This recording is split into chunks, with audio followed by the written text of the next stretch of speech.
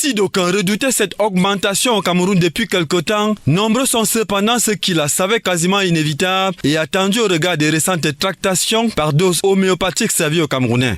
Procéder à un ajustement aujourd'hui, on peut constater que ça fait quand même beaucoup d'années de temps.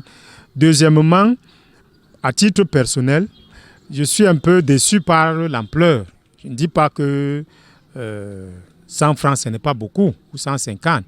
Mais plus il s'agit d'une réforme à portée structurelle, je crois que le gouvernement a manqué de courage ou d'audace.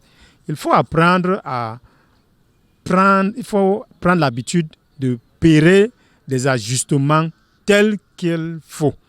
Et l'objectif étant de supprimer la subvention, un ajustement de 100 francs sans indiquer l'horizon vers lequel on va arriver à la suppression me semble laisser un peu la population dans quelque chose qui plus tard va s'avérer comme une espèce de jeu de dupes. À tort ou à raison, cette actualité ne semble pas convaincre de manière unanime tous les exégètes de l'économie. Ce n'est pas l'augmentation du prix du carburant à laquelle on pouvait s'attendre. Vous savez que le Fonds monétaire international a parlé d'une augmentation de 700 francs, passant de 630 francs à 1300 et quelque chose. Mais moi, je continue à soutenir qu'avec la création de la CSPH, le Cameroun, l'État du Cameroun n'a jamais subventionné le carburant à la pompe.